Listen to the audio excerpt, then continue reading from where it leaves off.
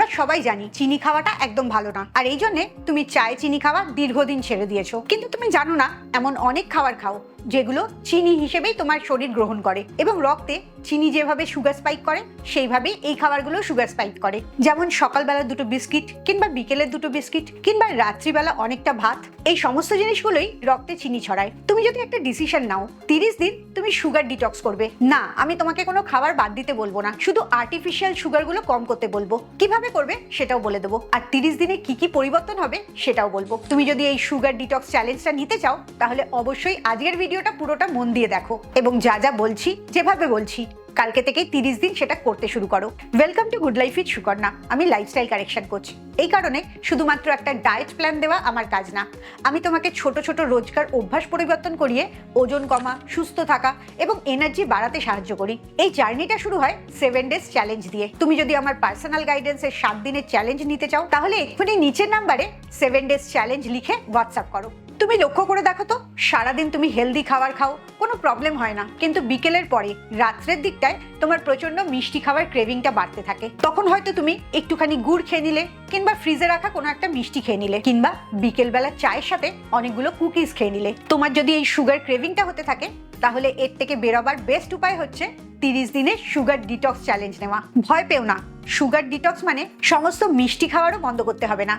তুমি প্রচুর পরিমাণে সবজি খাবে, ফল খাবে, ভাত রুটি কিছুটা খাবে, প্রোটিন খাবে, শুধু বাদ দেবে সুগারি ড্রিঙ্ক, চিনি দেওয়া চা বা কফি, মিষ্টি, কেক, আইসক্রিম, ক্যাডবেরি, বিস্কিট এবং নানা রকম ব্রেকফাস্ট সিরিয়ালস, কারণ এইগুলোর মধ্যে প্রচুর মাত্রায় আর্টিফিশিয়াল সুগার থাকে যেটা তোমার শরীরের প্রচুর ক্ষতি করে। সুগার ডিটক্স চ্যালেঞ্জের প্রথম রুল হচ্ছে প্রতিটি খাবারের নিউট্রিশন লেভেলটা দেখে খাবে। সেইখানে যদি কোনো fructose, glucose, sucrose, sugar syrup এই ধরনের কিছু লেখা থাকে তাহলে সেগুলো কিনবে না। আরেকটা জিনিস মনে রাখো, তুমি ভাত খেয়েও নিশ্চিন্তে ওজন কমাতে পারবে, শুধু তোমাকে ভাতের পরিমাণটা ব্যালেন্স করতে হবে। প্রচুর মানুষই আছে বিস্কিট খাওয়াটা কিছুতেই ছাড়তে পারে না, অথচ একবারও ভেবে দেখে না এই বিস্কিটটা তার পুরো হেলদি ফুডের জার্নিটাকে নষ্ট করে দিচ্ছে। তাই তোমার যদি বিস্কিট খাওয়ার অভ্যাস থাকে, চায় চিনি দিয়ে খাওয়ার অভ্যাস থাকে, তাহলে এই সুগার ডিটক্স জার্নির প্রথম কয়েকটা দিন একটু কঠিন হবে। এই কঠিন জিনিসটা তুমি যখন ইজি করে নেবে তখন তুমি লাইফের যে কোনো গোল খুব সহজে অ্যাচিভ করতে পারবে, আর হেলথটাও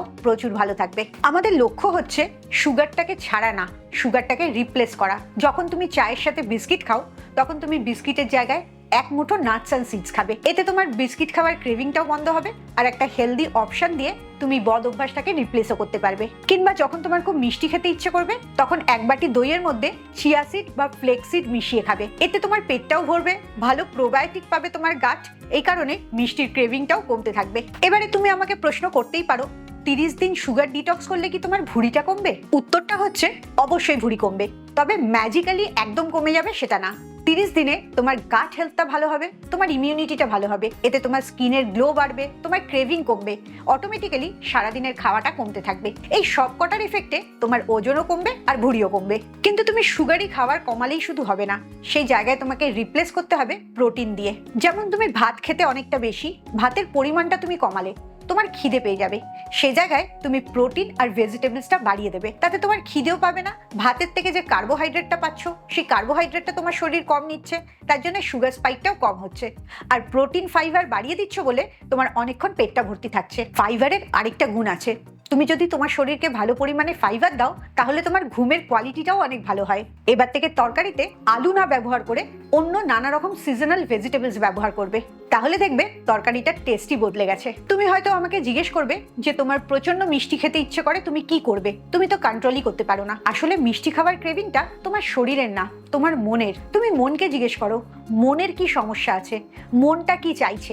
মনের চাহিদাটা যখন তুমি মেটাবে তখন তোমার খাবারের ক্রেভিংটা অটোমেটিক্যালি চলে যাবে। কারণ সুগার খাওয়ার ইচ্ছে হচ্ছে মানেই তোমার মনটা ভালো নেই। হতে পারে তুমি রেগে গেছো, কিংবা দুঃখ হচ্ছে, একাকিত্ব বোধ করছো, কিংবা মেন্টালি ভীষণ ডিস্টার্বড আছো, সেই জন্যে তোমার সুগার ক্রেভিং হচ্ছে, যাতে ওই সুগারটা খাওয়ার পর তোমার মনটা আনন্দ পায়। তাই এই 30 দিনের চ্যালেঞ্জে সুগার ক্রেভিং বন্ধ করার জন্য নিজের মনটাকে সময় দেবে, নিজের মনটাকে ভালোবাসবে, তাহলেই দেখবে ক্রেভিংটা কম হতে শুরু করেছে। এবারে একটা খুব গুরুত্বপূর্ণ কথা বলি, তুমি ভাবো যে মিষ্টি ফ্রিজে রাখবো কিন্তু আমার উইল পাওয়ারের জোরে আমি চেষ্টা করব সেই মিষ্টিটা না খেতে, কিংবা বিস্কিট বাড়িতে রাখবো, সবাই খাবে, আমি খাবো না, এরকম যদি কোনো ভাবনা তোমার মধ্যে আসে তাহলে এক্ষুনি ভাবনাটাকে ডিসকার্ড করো, কারণ উইল পাওয়ারের জোরে জীবন চালানো যায় না। তোমার আশেপাশে যখন মিষ্টি, বিস্কিট বা তোমার পছন্দের জাঙ্ক ফুডগুলো থাকবে তখন তুমি সেটা খাবেই। আর তুমি যদি বলো তোমার বাড়ির লোক খায়, তাহলে বলবো মিষ্টিতে তোমার শরীরে যে ক্ষতিগুলো হচ্ছে তোমার বাড়ির প্রতিটি লোকের শরীরে একই ক্ষতি হচ্ছে। আর তুমি যদি মনে করো ছোট বাচ্চাদের ক্ষতি হবে না, তাহলে একদমই ভুল মনে করছো, কারণ ছোট বাচ্চাদের আরো বেশি ক্ষতি হচ্ছে। এই কারণেই এখন 10 বছরের বাচ্চাদেরও ফ্যাটি লিভার দেখা যায়। তাই সুগার ডিটক্সটা বাড়ির প্রত্যেকেরই করা উচিত। আর উইল পাওয়ারের উপর নির্ভর না করে যে জাঙ্ক ফুডগুলো তোমার খেতে ক্রেভিং হয় সেগুলো কেনাই বন্ধ করে দেবে, বাড়িতে রাখবেও না আর খেতে ইচ্ছাও করবে না। সুগার ডিটক্সটা তোমার জন্য অ্যান্টি এজিং এর কাজ করবে, কারণ যত তোমার রক্তে সুগার বাড়তে থাকবে তত তোমার এজিংটা ফাস্ট হতে থাকে, তোমার চামড়া থেকে কোলাজেন আর ইলাস্ট্রিসিটিটা নষ্ট হতে থাকে। তাই সুগার ডিটক্সটা তোমাকে ইনডাইরেক্টলি অ্যান্টি এজিং এও সাহায্য করছে। তবে অ্যান্টি এজিং এর জন্য আন্ডাররেটেড একটা টুল হচ্ছে তোমার ভালো ঘুম। তুমি যত ভালো ঘুমাবে রাত্রিবেলা টানা 7 থেকে 8 ঘন্টা, তত তোমার স্কিনটা দীর্ঘদিন ইয়াং থাকবে। আসলে শুধু সুগার ডিটক্স না, তার সাথে সাথে লাইফস্টাইলটাকেও ডিটক্স করতে হবে। এটা যদি তুমি আমার পার্সোনাল গাইডেন্সে শুরু করতে চাও, তাহলে এক্ষুনি নিচের নাম্বারে 7 ডেজ চ্যালেঞ্জ লিখে হোয়াটসঅ্যাপ করো। সুগার ডিটক্সের সাথে তোমার গাট ভালো হওয়ারও একটা ডাইরেক্ট কানেকশন আছে, কারণ তুমি যত সুগার স্পাইক হওয়া খাবার খাও তত তোমার গাট ব্যাকটেরিয়াগুলো খারাপ হতে থাকে। আর খারাপ যে গাট ব্যাকটেরিয়া থাকে তাদের খাবারই হচ্ছে সুগার, তারা আরো তোমার ক্রেভিংটা বাড়িয়ে দেয়। তুমি যখন সুগার ডিটক্স করছো প্রথম 5-7 দিন একটু কষ্ট হবে, তারপরে আর কোনোই অসুবিধা হবে না। আর এই 5-7 দিনের মধ্যে তোমার গাটের খারাপ ব্যাকটেরিয়াগুলো খাবার না পেয়ে মরে যাবে, সেই জায়গায় ভালো গাট ব্যাকটেরিয়া তৈরি হতে থাকবে, কারণ তুমি হোলসাম খাবার খাচ্ছ, ভালো পরিমাণে ফাইবার খাচ্ছ, প্রোটিন খাচ্ছ, কমপ্লেক্স কার্বোহাইড্রেট খাচ্ছ। এই সব কটাই তোমার গাট ব্যাকটেরিয়াগুলোকে আরো ভালো করছে। তাই সুগার ডিটক্সটা তোমার ইমিউনিটিটাকেও ভালো করতে সাহায্য করে। তাহলে চলো এবারে 30 দিনের একটা সুগার ডিটক্সের অ্যাকশন প্ল্যান লিখে নাও। প্রথম 7 দিন অবজার্ভ করার কাজ, কোথা থেকে হিডেন সুগার তুমি খেয়ে নিচ্ছ, যেমন চিনি দেওয়া চা বা coffee, soft drinks, fruit juice, এগুলোর থেকে তুমি অজান্তেই চিনি খাচ্ছ। তাই প্রথম 7 দিনের কাজ হচ্ছে এগুলোকে আইডেন্টিফাই করা এবং জীবন থেকে বাদ দেওয়া। সেকেন্ড 7 দিন, 8 নম্বর দিন থেকে 14 নম্বর দিন, এই দিনগুলোর কাজ হচ্ছে তোমার সুগারি খাবারটাকে রিপ্লেস করা হেলদি খাবার দিয়ে। যেমন তুমি চায়ের সাথে বিস্কিট খাও, সে জায়গায় তুমি চায়ের সাথে নাটস অ্যান্ড সিডস খাবে, কিংবা তুমি খাওয়ার পরে মিষ্টি খাও, সেই মিষ্টির জায়গায় তুমি একটুখানি সাদা দই খাবে। এবারে আসছি 3 নম্বর উইকটা। এই সপ্তাহে তোমার কাজটা একটু কঠিন, কারণ তোমাকে লক্ষ্য করতে হবে কোন সময়তে তোমার সুগার ক্রেভিংটা সবচেয়ে বেশি হয়। তখন কি তুমি খুব স্ট্রেসে থাকো, বা সেদিনটা তোমার খুব মন খারাপ ছিল, খুব একাকিত্ব লাগছিল, বা তুমি কোনো সোশ্যাল গ্যাদারিং এ গেলে বেশি মিষ্টি খাও, নাকি অনেক রাত্রিবেলা কাজ করতে করতে ক্লান্ত হয়ে বেশি মিষ্টি খাও। নিজের বিহেভিয়ারটাকে নিজের বুঝতে হবে। যে জায়গায় গিয়ে তোমার সুগার ক্রেভিংটা বাড়ে সে জায়গাটাকে বদলাতে হবে। হতে পারে যখন ইচ্ছে করছে তখন তুমি একটু অন্য কাজ করতে শুরু করলে, বা একটু হাঁটতে চলে গেলে, বা কাউকে ফোন করলে, নিজের ফোকাসটা একটু অন্যদিকে শিফট করা, তাহলেই দেখবে ওই সুগার ক্রেভিংটা বন্ধ হয়ে যাচ্ছে।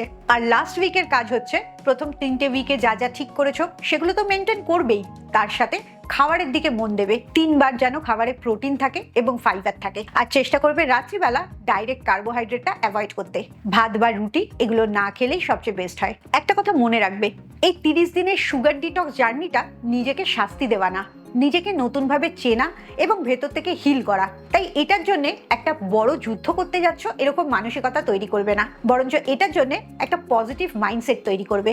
নিজের লাইফস্টাইলটাকে রিসেট করছো, এই এক্সাইটমেন্টটা নিয়ে তুমি 30 দিনের সুগার ডিটক্সটা করবে, তাহলে দেখবে কত সুন্দর রেজাল্ট হচ্ছে। তুমি যদি কালকে থেকে এই সুগার ডিটক্স চ্যালেঞ্জটা শুরু করো, তাহলে এক্ষুনি আমাকে কমেন্টসে লেখো স্টার্টেড। আর তুমি যদি আমার পার্সোনাল গাইডেন্সে নিজের জীবনটা ছোট ছোট করে পরিবর্তন করতে চাও, নিজের ওজন কমাতে চাও, সুস্থ থাকতে চাও, ঘুম ভালো করতে চাও, ইমোশনটাকে ব্যালেন্সে আনতে চাও, তাহলে আমার 7 ডেজ চ্যালেঞ্জে জয়েন করো।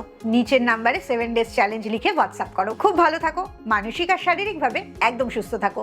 আবার পরের ভিডিওতে তোমাদের সাথে দেখা হচ্ছে।